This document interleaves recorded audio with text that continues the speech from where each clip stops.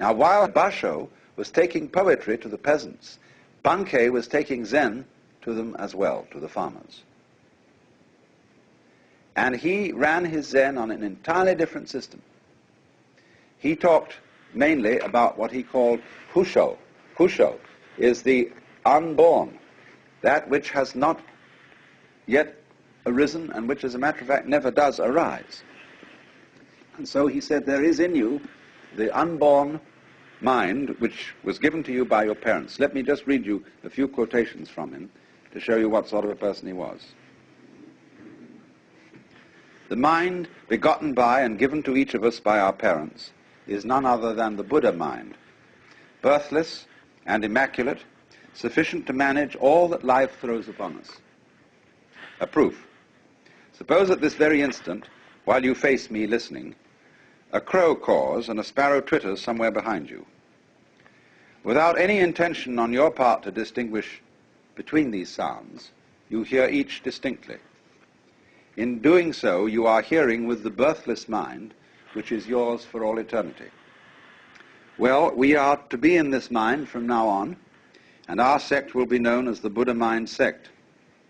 To consider my example of a moment ago once again, if any of you feel you heard the crow and the sparrow intentionally, you are deluding yourselves. For you are listening to me, not to what goes on behind you. In spite of this, there are moments when you hear such sounds distinctly, when you hear with the Buddha mind of non-birth. Nobody here can deny this.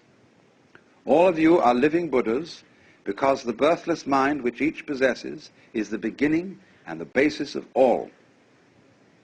Now, if the Buddha mind is birthless, it is necessarily immortal, for how can what has never been born perish? You've all encountered the phrase, birthless and imperishable, in the sutras. Not born, not dying, But hitherto you've not had the slightest proof of its truth. Indeed, I suppose, like most people, you've memorized this phrase while being ignorant of the fact of birthlessness. When I was 25, I realized that non-birth is all sufficient to life, and since then, for 40 years, I've been proving it to people just like you. I was the first to preach this greatest truth of life. I ask, have any of you priests heard anybody else teach this truth before me? Of course not. A priest said to him, once in the Buddha mind, I'm absent-minded. Bankei says, well, suppose you're absent-minded as you say. If someone pricked you in the back with a gimlet, would you feel the pain? Naturally. Then you are not absent-minded. Feeling the pain, your mind would show itself to be alert. A layman says, though I undertake Zen discipline, I often find myself lazy, weary of the whole thing, unable to advance. And he replies, once in the Buddha mind, there's no need to advance, nor is it possible to recede. Once in birthlessness, to attempt to advance is to have receded from the state of non-birth. A man secure in that state need not bother himself with such things. He's above them. The Buddha mind in each of you is immaculate. All you've done is reflected in it. But if you bother about one such reflection, you're certain to go astray. Your thoughts don't lie deep enough. They rise from the shallows of your mind.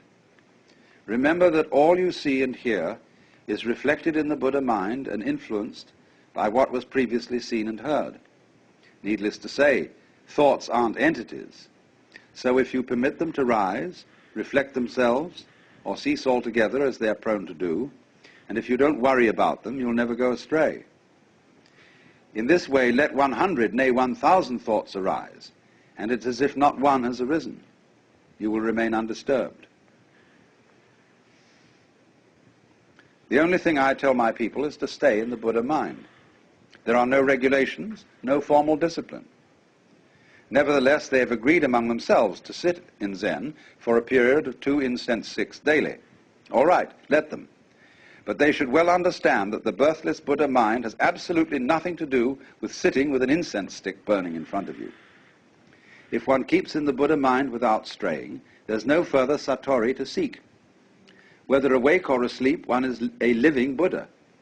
Zazen means only one thing, sitting tranquilly in the Buddha mind. But really, you know, one's everyday life in its entirety should be thought of as a kind of sitting in Zen.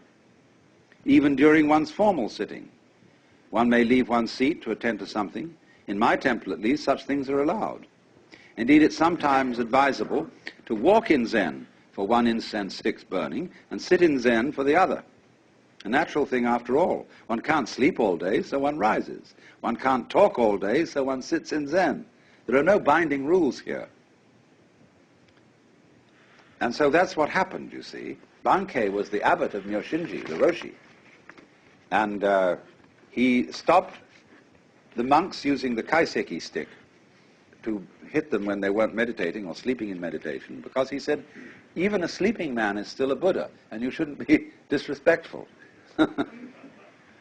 And he attempted a Zen of no methods. You can meditate if you want to, that's fine. But that's like polishing a brick to make a mirror. And he used to say, too, that trying to purify your mind is like trying to wash off blood with blood.